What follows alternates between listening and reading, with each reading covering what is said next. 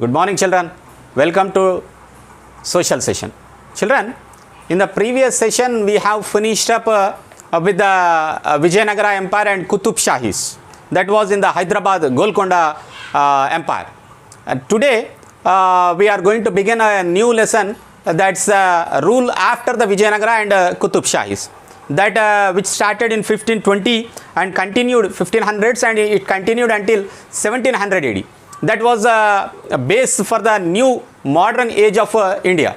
So this was a period, a new age began with the unification of India. A large empire has been created under the Mughals. So they created an empire around 1500 AD to 1700 AD, expanding from Delhi. Delhi was made as their capital, and from Delhi they started expanding their region. Their administrative arrangements and governance, their architecture continued to influence the rulers even after their decline. And now every year, even the Prime Minister of the country addressed the nation on the Independence Day from the Red Fort, and Red Fort is built by them itself. So Red Fort, which was one of the residences of the Mughal emperors, from there only the Prime Minister of India addresses to the nation. So who were these Mughals? Let us first understand who were these Mughals. The Mughals were actually from the ruling families of Central Asian countries like Uzbekistan and Mongolia. From Central Asia region, they were the rulers' families there. But Babur, the first Mughal emperor who ruled India from 1526 AD to 1530 AD, was forced to leave his ancestral throne. So his ancestral means his forefathers' throne he has to leave due to an invention by the another ruler in Central Asia.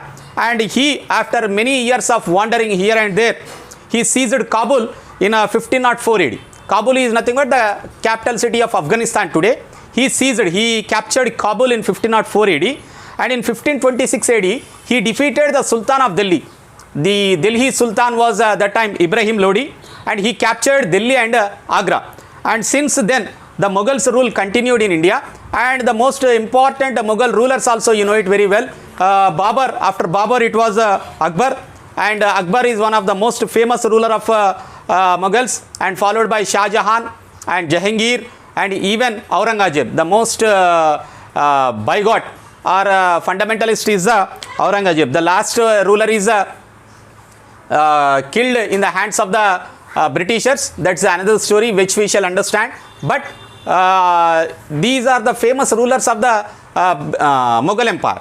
The relationship of the Mughals with the other rulers was also need to be understood here, because they tried to expand their kingdom by the way of marrying their daughters. Especially the Rajput daughters were married by them, and they were made to accept their authority. Around the time when Mughals came to India, there were several kings and chiefs in all parts of the country. Not only in the southern part, but in all parts of the country there were many chiefs. Small kingdoms and small chiefs were there. So the Mughals sought to bring all of them together under their control, and they allowed the old rulers and chiefs to continue to rule over large parts of their old kingdom. But they collected revenue from there. The land revenue they used to collect, and but these rulers could not wage wars against each other, and had to keep an army ready for the use of the emperor. If the emperor wants the army to participate in the war, immediately you should send your army. But you should accept the authority of the king, that's the emperor. Mughals have Mughal rulers campaigned constantly against the rulers, that is neighboring rulers, whoever refused to accept their authority. But as the Mughals became powerful, many of the other rulers also joined them voluntarily. They have joined them. Voluntarily means by their wish. Okay, on their own they have come and joined Mughals, and the Rajputs are good example for this. And many of them married their daughters also into Mughal families and received high positions under the Mughal authority. But many also resisted them.